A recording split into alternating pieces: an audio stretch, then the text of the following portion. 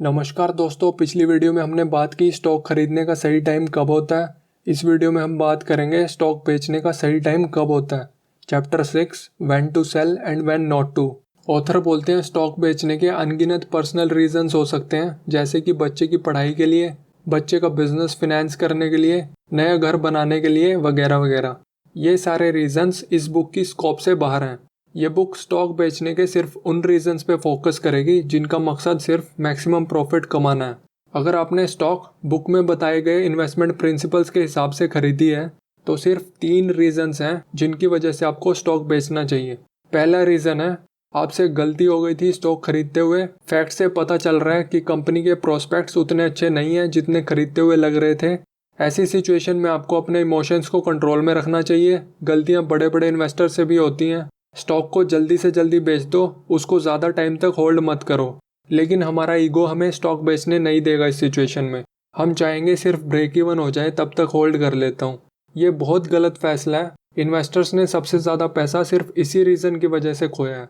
आपको इसमें 2 तरह से नुकसान होगा। जितने लंबे टाइम तक आप होल्ड करोगे उतना ज़्यादा लॉस होगा। अगर आप उसे तुरंत बेच के अच्छी स्टॉक खरीद लेते तो उसी होल्डिंग पीरियड में जो प्रॉफिट होता वो भी नहीं होगा। एक तो लॉस हुआ और जो प्रॉफिट हो सकता था वो भी नहीं हुआ। अगर आपका मकसद सैकड़ों % प्रॉफिट कमाना है ओवर द ईयर्स, तो ये चिंदी 20% लॉस 5% प्रॉफिट के ऊपर अपना दिमाग खराब करना अच्छा आइडिया नहीं है।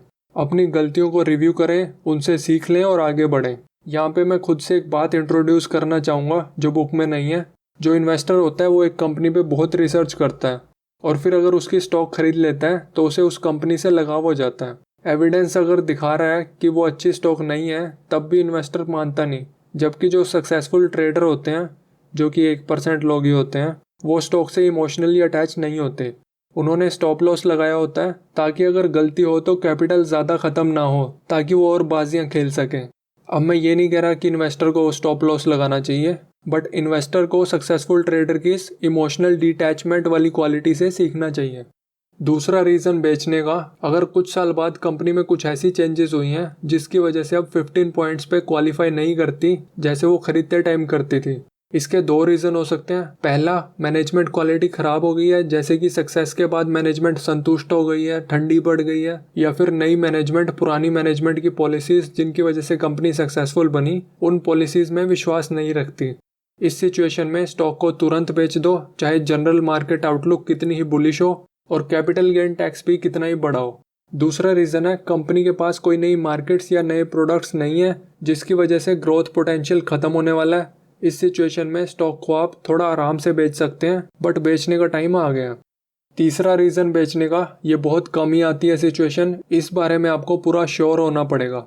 जब कोई और कंपनी हमारी कंपनी से ज़्यादा अट्रैक्टिव है तो हम स्विच कर सकते हैं, ये बेच के वो खरीद लो। लेकिन ध्यान रहे कि वो अपॉर्चुनिटी इतनी अट्रैक्टिव है कि ट्रेडिंग कॉस्ट और कैपिटल गेन टैक्स कुछ नहीं है जो प्रॉफिट हो सकता है उसके सामने। इसका मतलब ये भी नहीं है कि आप रोज स्विच मारने लग जाओ और ट्रेडर ही बन जाओ। ये हो गए 3 टाइम या रीजंस जब आपको स्टॉक बेचनी चाहिए।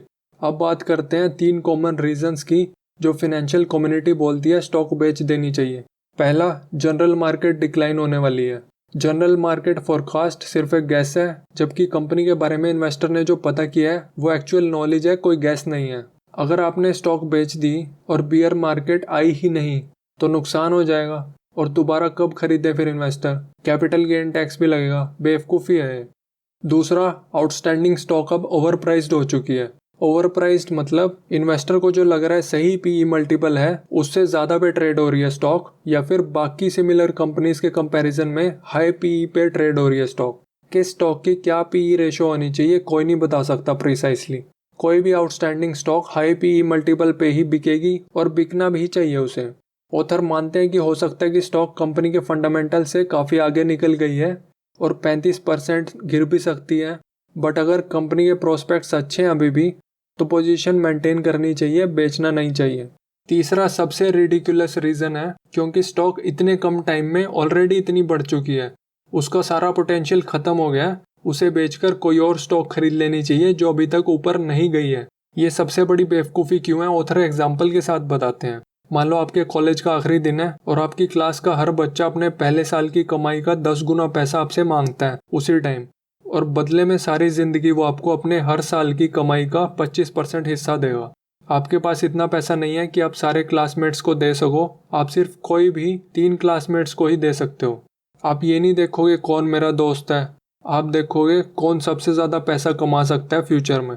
आपने 3 लोग चूज़ कर लिए, 10 साल बाद उनमें से एक क्लासमेट ने बहुत आउटस्टैंडिंग सक्सेस पाया, प्रमोशन पे प्रमोशन पाई और अगले 10 सालों में वो कंपनी की टॉप पोजीशन पे होगा। इस सिचुएशन में क्या आप अपना कॉन्ट्रैक्ट जो इस आउटस्टैंडिंग क्लासमेट के साथ है बेच दोगे, सिर्फ इसलिए कि उसने आपको ऑलरेडी 600% रिटर्न दे दी आपकी इन्वेस्टमेंट पे, और उसे बेचकर एक ऐसे क्लासमेट का कॉन्ट्रैक्ट खरीदोगे जिसकी कमाई आज भी उतनी है जितनी 10 साल पहले कॉलेज छोड़ने पे थी। ये सोच के कि उसकी कमाई का एडवांस अभी तक नहीं हुआ है तो कुछ ड्यू है, बेवकूफ़ी होगी। ऐसे ही इस रीज़न की वजह से स्टॉक बेचना बेवकूफ़ी है।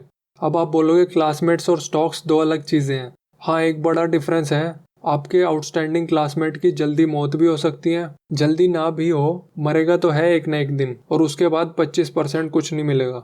लेकिन कंपनीज की कोई लाइफ स्पैन नहीं होती।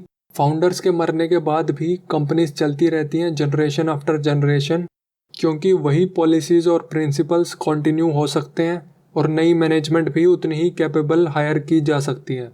ऑथर बोलते हैं, अगर इस चैप्टर की थॉट्स को एक लाइन में बोलूँ तो अगर आपने स्टॉक खरीदते टाइम अपना काम सही से किया है तो बेचने का सही टाइम होता है कभी नहीं।